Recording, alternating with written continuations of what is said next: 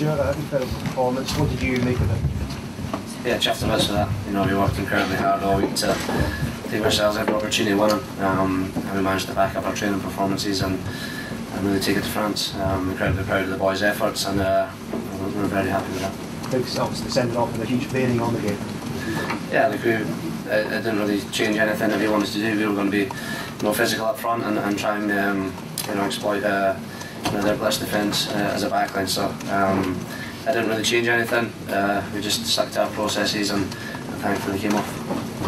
Stuart, it was a big call at 7-6 to go for the corner. These decisions haven't always worked out well for Scotland. How much did you think about it? Did you just feel the moment was right to take advantage?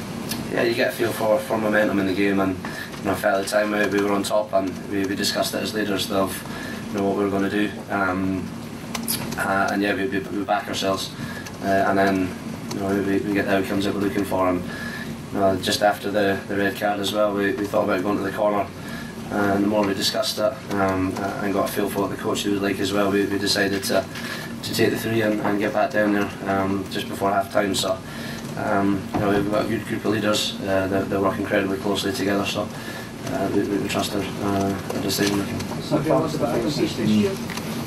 Adam Hastings, maybe one for Adam Hastings, how you felt he played? Yeah, Adam's is a class act. He works incredibly hard during the week to get the best of himself, to drive standards, to drive the team around the park, and you can see that in today's performance. I think we talk a lot about the battle midway and not overplaying, and Adam's adjusting really well to that, and he put us into some good positions and kept the ball in front of the forwards, which is pleasing for them. Stuart, is that as proud a day as you've had in Scotland, sure? It's definitely up there. I think we talked a lot before the game of great memories are made by great opportunities, and today was a great opportunity for us to achieve something special as a 23 and as a country, and I believe we've done that. This is our France choice. It's a lot of politics so far, so we sort of doing it regularly. We're still coming to that. Okay.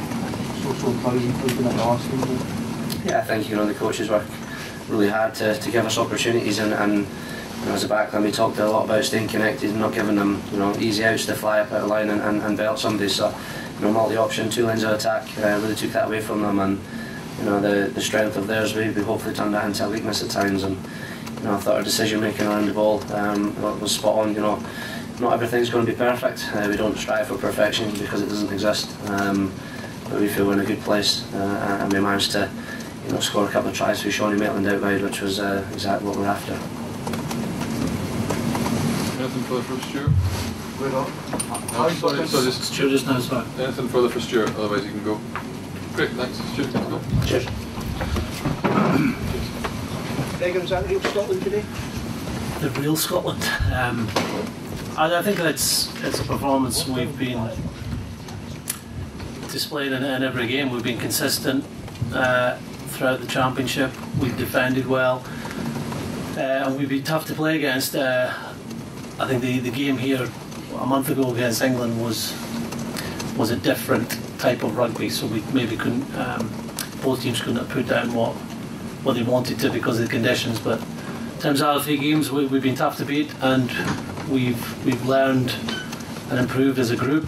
Obviously it was great to see how much energy and physicality the players played with today. How important was the red card in this game going? Well, obviously it is important, but I felt we played better in the first half than the second half. I felt we had France in the back foot. We turned them over I think 9 times in the first half through how we defended, and we had opportunities getting in behind them. Sometimes a red card can really help you, but I felt France coped with the one-man down in terms of how they worked in the set piece, and also gave them a bit of a kickstart of having to play more rugby to try and win, and they're a very dangerous team when they're offloading, putting little chip kicks in, counter-attacking, so who knows. Obviously if you have one-man advantage it's better than having the same numbers in the field, but I felt we played really well when it was 15 against 15. And the weather was more of a factor than probably the red card in those last 20 minutes. Did you ever hear the Obviously still on when you sort of talked to them since then? I couldn't hear what the referee was discussing. I think there would have been mitigating circumstances because he was so low to the ground. I obviously I can understand why it was a yellow, but yeah, I don't really have any further comments because I couldn't hear what they were discussing. A comment on the red card itself? Yeah, I didn't see that. Someone just showed me a photo of it. So I saw one of their players coming in and tackling Jamie Ritchie, and that's what I thought was the incident. So I've heard it was a punch, and obviously if you punch in this game to the face, then you'll get red carded. So yeah, like it was a big moment for them, big moment for us. I was just really pleased that we made the most of that in the next 2 or 3 minutes. We kicked the 3 points straight after, and then got down there, scored a cracking try. So that was great to see. The players came at the half time really confident with how they've been playing. Gregor, it's had some difficult moments in the championship so far, but the way that they responded in the last 2 games must really encouraged. Yeah, look, I've been really encouraged right throughout the campaign. I felt the 2 weeks of training we had before the Ireland game was shown in the Ireland game, and how we played and how physical we were, how we were able to play at a real pace and creating opportunities that day. Yeah, we didn't win, and we probably had left a couple of tries out there, but we've been consistent throughout. And even the England game, I was so proud of how we came back in that second half. Well, we're only 3 points behind, but it felt 20 points given that we're playing into the wind. And a 3-all with I think 15 minutes to go, and what I believe is a clear penalty for Adam to go knock over and go 6-3 up. That's shown that we have been in the fight in those 2 games, the 2 defeats. Obviously the last two wins showed the mentality and the confidence of the group to get out and find a way to win. But there's more to come. More to come from us defensively, even though we're doing that area well. You get confidence when you see the rewards you get for doing something. And the way we're training really gives me a lot of encouragement. Like, we had a big session on Wednesday, a lot of physicality, a lot of tackling, a lot of contact work, and we saw the players take that into the performance today. Greg, so you're talking about a quick turnaround. You've got, sorry, you talked about more to come. You've got a quick turnaround, with the travel day, Wales at home, an excellent day of preparation. Can we see that more that is to come in Cardiff next weekend? And also, how do you manage the players this week? Because given the physical demand. Yeah, we've known this coming for a while. We're going to have to do less at training. Less in terms of any additions to playbooks and game plan. Information will have to be down. The physical work will have to come down. We've had experience of it with this group in the World Cup when it was a 4-day turnaround. I think we only had 1 training session. We're planning for 1.5 this week. Our opponents had a tough game as well yesterday, so even though they've got an extra day, I'm sure there's some tired bodies from their game. We just have to go down there and show the fight, show the consistency we've shown, but also a little bit more quality and learn from our game today to take it to another level, because we'll have to next week. Wales are a very good side. Sorry, Gregor, the pressure you put on their ball today in terms of down turnover and that amount of forced fumbles that they made as well, dropping the ball, is that maybe Scotland playing that kind of aggressive defence, which has been such a hallmark of the successful teams of the last 3 or 4 years? Yeah, I agree. I think there's aggressive defence, but also there's some technical work in there, knowing when to hold up, knowing when to put people on the floor. And at times France really tested us. So your defensive line isn't going to be dominant every phase, but it's how you recover, how you deal with line breaks, or how you deal with situations where a bit of skill has got in behind you, and that's really pleased us over the last couple of games. I think in Italy we had to get back for line breaks 2 or 3 occasions, and we kept our shape, and we're still coming off the line. And what's probably most pleasing, it's a team thing. You see Adam Hastings holding people up, getting a jackal turnover last week, Ali Price being physical, our outside backs, Blair Kinghorn throughout this championship has been outstanding in defence and really added that element to his game. The centres work well, and then obviously our forward pack were really physical today. postponements and having is there any suggestions about next game about this? Well, you're asking the wrong person, I think. Like 6 days away, a lot can happen, as we know. I think if we'd been 2 or 3 days later and playing in Italy, the game wouldn't have gone ahead. So we'll see. We're not crossing any borders.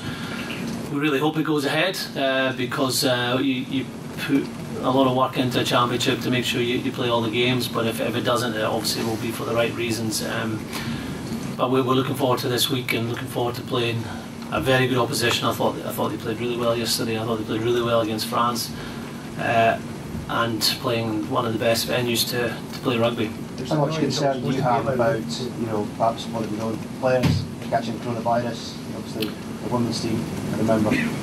Yeah, we've not been in those areas that the women's team were. We are taking all precautions with our elbow bumps and washing hands. We've got probably the most experienced and best doctor out of all the teams to be that's with us in James Robson. So we're doing all we can to make sure that our players are well protected. Gregor, it's supposed to all be a bit intimate today. I know he went off early, and I know Gregor's a decent player. How do you think Adam Hastings played under the circumstances? Because he's had the burden of the whole Six Nations, and he played well. Yeah, he did, and I think the defensive side of the game has been really encouraging. He kicked it more today. We knew there would be more kicks in the game because France have kicked a lot so far in this tournament, but I think we had kicked them by 10. I got told after the game, so that shows that he was managing the game. We got a few turnovers. One of the first one was obviously Enterman getting injured with a high kick. He showed really good hands for that wide pass to Sean Maitland. Had a lovely break just before half time. So he's building. Now every any standoff game is going to have some areas of improvement, but he's had some good experiences now from Ireland right through today, so he should be a better player for those experiences. Very good. I don't think too many players would have had to go through what Fraser Brown has during his career to reach 50 caps. How much joy do you take in seeing him reach that landmark in such a memorable day?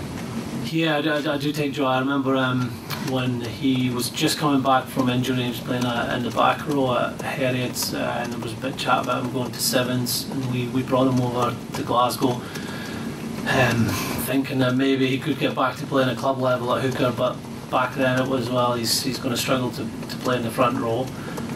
Fast forward 7-8 years, he's got 50 caps. He's played in the back row for Scotland, which shows his ability, and then played really well in that front row, which is the most physically demanding position. And the way he plays, he puts his body in the line, and he's a real role model for the other players. He's in a leadership group now. He's also excellent with his fellow hooker and competitor for the position, Stuart McAnally. They bring the best out of each other, and we're lucky with those two that they can play 50 minutes, 30 minutes, and we can have a different type of player that comes off the bench because they're not the same player. But no, it's great for him, great for Kyle Steyn also to get the award of his first cap and make an impact in the game with a couple of really good kick chases and tackles. Any injury concerns, Gregor? No, I don't think so. So no. There was one player, but he says he's fine, so I think we're okay. Just before I leave, I just want to mention something which I think it's really important to pass on Scottish Rugby's best wishes to Matthew J. Watkins's family and Welsh Rugby in particular. They've helped us a huge amount with Doddy Weir, and I know next week's going to be a celebration again of Doddy, and Doddy will be down at the game. Earlier this week I was at a dinner, a tribute dinner for Tom Smith, where 800 people were there on the Wednesday night. The night before, 300 people turned up, and I just think it's such a great thing about our sport that people come together and remember the important things in life. So just wanted to pass that on. Thank you.